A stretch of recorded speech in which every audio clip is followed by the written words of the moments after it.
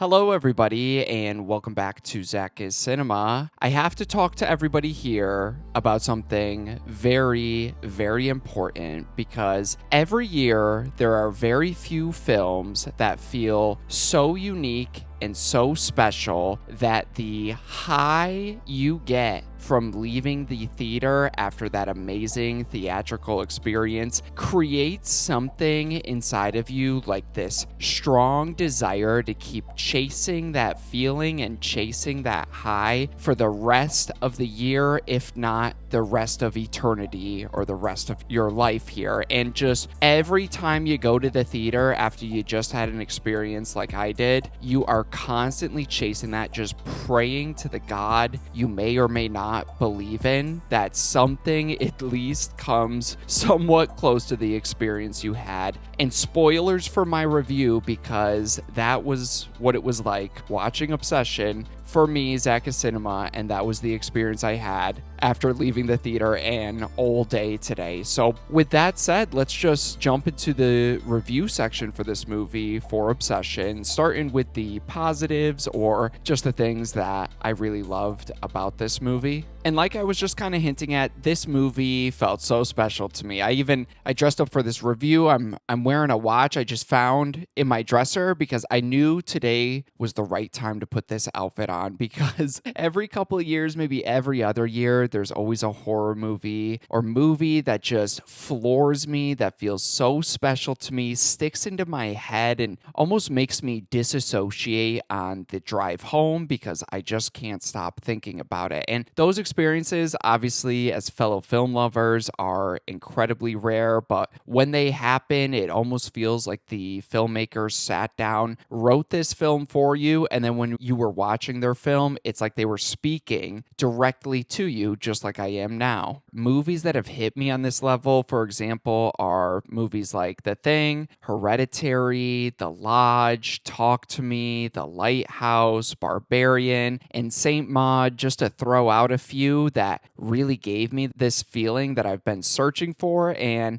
I'm trying not to overhype it, but Obsession is now on that list for me. Jumping into it, I immediately have to praise the actress that plays Nikki, or Freaky Nikki, or a mix of both. Praying I don't mispronounce this, but the actress's name is Indy Navarrete. I am so sorry if I mispronounced your name, because she was absolutely amazing. She is absolutely what carries this role, this film, and creates one of the most unique horror characters I have ever seen, especially very recently. Without her performance and the writing propping up her beautiful performance of this character, this movie easily could have turned into something generic and dumb, almost like Truth or Dare from Blumhouse from a little while back, but instead she makes the character of Nikki and her alter ego, Freaky Nikki, genuinely unsettling and very memorable. And I think what makes her character work so well in this film is how she is essentially playing two very different roles. You got one character, the real Nikki character before the curse, and then the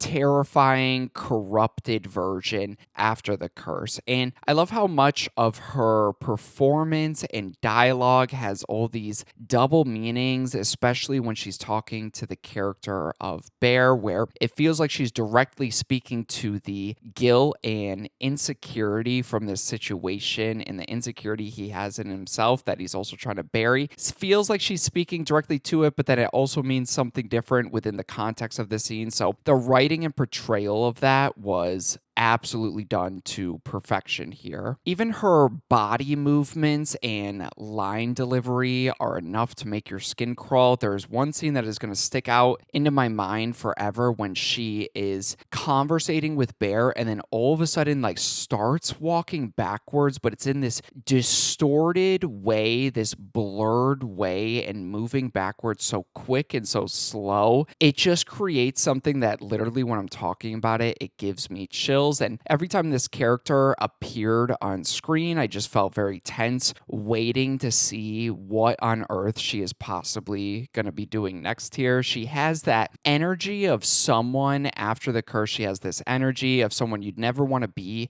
around, but then you're also constantly way too scared to tell them you don't want to be around them anymore. And just the juxtaposition, that environment and vibe it really creates is something so special here. And I also love how Curry Barker and his team decide to visually portray this character. So many scenes that include Nikki use darkness and constant use of shadows to partially hide her face, forcing you just to focus on her voice, her body language, and more of the dialogue and disturbing things that this character is saying, rather than just solely relying on obvious or observable imagery. And to me, all throughout the movie, some of the most haunting experiences this movie provides is some of the more quieter ones. For example, there's a scene where Bear is in the middle of this curse in the middle of the movie, and he's calling the helpline on the back of his little One Wish Willow, and he's talking to this creepy customer service dude that's so funny, but yet so creepy if this was real life. And he then pauses the conversation and asks if Bear wants to talk to Nikki, and holds the phone closer to her, and you just hear her screaming, this deep, unsettling scream, like Toni Collette in Hereditary, where it's just anguish and pain protruding out of her in the background, and it is incredibly disturbing. And later, when the real Nikki, they do something similar when the real Nikki is speaking to Bear through Freaky Nikki, but Freaky Nikki is sleeping, so she's almost talking to Bear through her sleep, trying not to wake her up, just begging Bear to kill her. This is not her. This is not what she wants. And it kind of implies that her soul is just trapped in basically hell, or trapped somewhere else. The real Nikki is just trapped, and she is still experiencing this nightmare while still being trapped in hell. And those implications, the scenes they do to kind of create that without just telling us that, is genuinely some of the most sad stuff I've ever seen portrayed on a movie, and horrifying at the same time. The jump scares in this movie are absolutely phenomenal. There is one that is involving a car that honestly gave me the same reaction I had when watching The Haunting of Hill House, which I think has one of the most iconic jump scares of all time. Same with Insidious. It's that level of jump scares, and it happens a couple times throughout the movie, but the one that I'm talking about happened in the car. If you've seen the movie, you definitely know what I'm talking about, because these are not cheap jump scares. They are carefully built and cared for with tension and atmosphere surrounding them. And to me, I love horror when it has themes and messages in it, and especially themes and messages that are very easy to pick up on and don't feel pretentious. And this movie kind of balances that ever so perfectly. And the themes surrounding relationships and obviously obsession are very apparent in here. You can interpret this story in many different ways, leading to many different amazing conversations. It can be viewed as this low confidence guy falling in love with the idea of someone rather than who they actually are. It can also be viewed as someone ignoring obvious red flags because they are just so desperate for this affection and attention. It can also be about toxic relationships just destroying people involved until they barely recognize themselves anymore and damage outside relationships. And it can also be interpreted similarly to the movie Together from last year as a story about unhealthy codependency and what it does to two people in a relationship, and again, how it has that impact to unsuspecting victims and friends and families.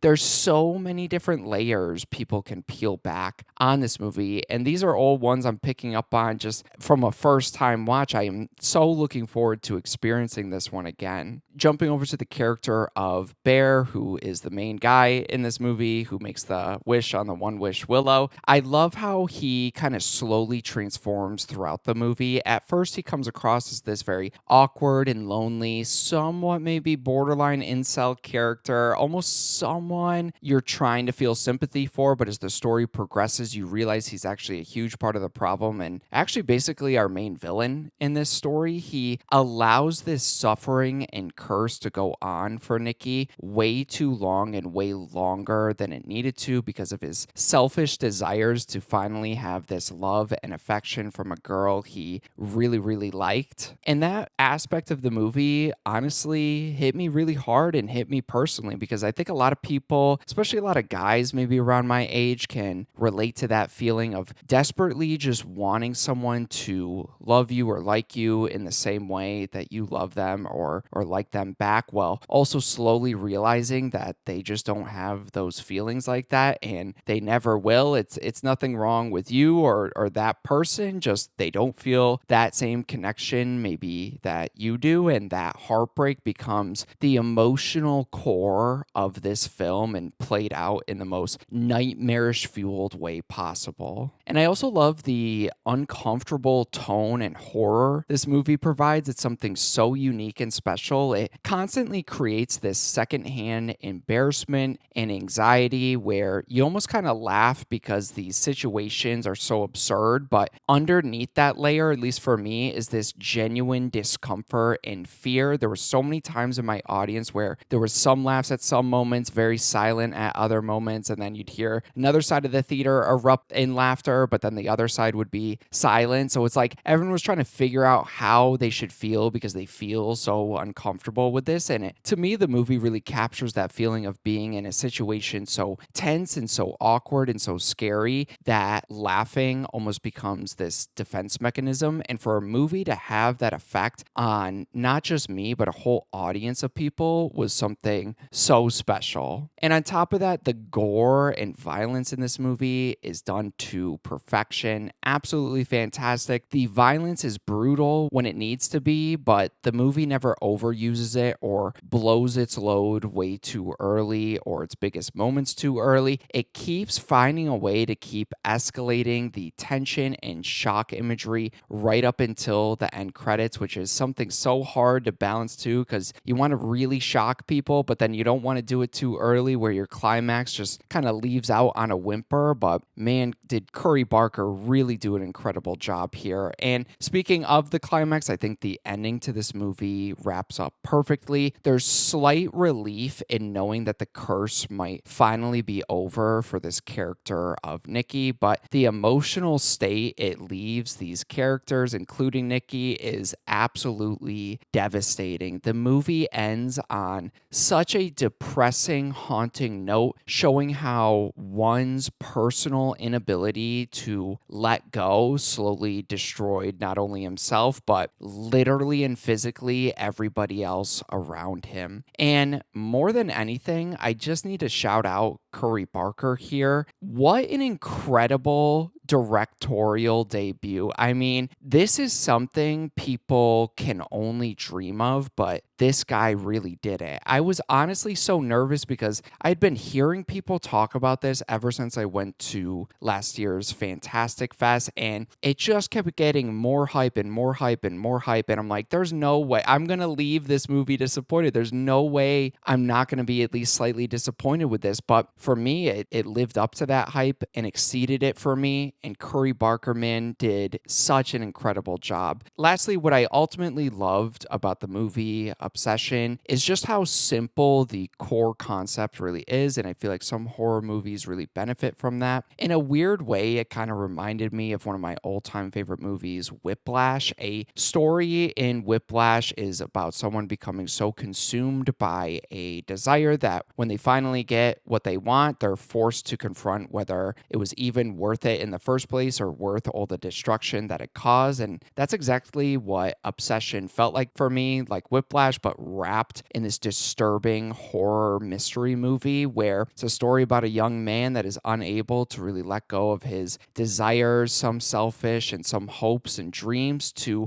only finally achieve them and then finally realize it's way too late and that they've completely ruined his life. So not only with all the themes and messages, it just has a great, simple story that I feel like a lot of people can relate to, but then also takes that darker turn and darker edge that people really love and enjoy in horror movies. And I, if you can't tell, absolutely adored this movie here. But with that said, let's jump over to my mixed aspects I have for the movie. And now this one's definitely a nitpick. I'm only kind of slightly mixed on this, and honestly, it might play a little bit different once I rewatch it. But my one mixed feeling I had from the film is Bear's portrayal at the very beginning of the film. I think sometimes in general, writers struggle to kind of portray that awkward, low confidence male characters without accidentally kind of making them come across as so immediately creepy. And well, people like that absolutely do exist.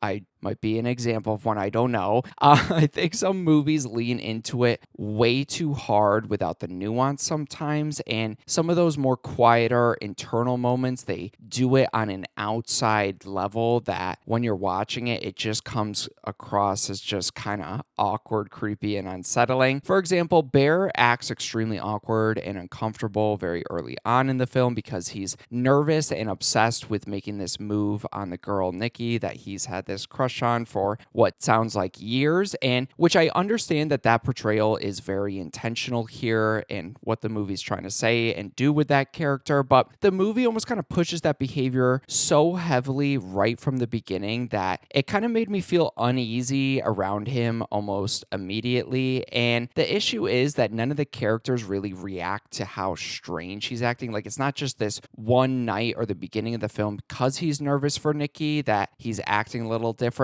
but none of them pointed out, so it makes me just kind of believe that that's how he normally is. Maybe this is slightly more elevated, but essentially this is how the character of Bear is. And while I understand that the film is kind of planting seeds for where his character goes and how he's actually the villain of this story, I honestly think the reveal of him becoming the true emotional villain later on in the film would hit even harder if the movie first made me fully sympathize with him, care about him, and really love this character. But instead, there are moments early on where I was thinking, why would anybody really want to be around this guy? This doesn't make a lot of sense. And I think dialing that back a little bit slightly could have made his descent a little bit more tragic and impactful, if that makes sense. But with that said, I would say that overall, the movie Obsession is a deeply unsettling and emotional, devastating horror film that uses a simple concept to explore loneliness, toxic desire, and obsession, elevated by an unforgettable performance from Indy Navarrete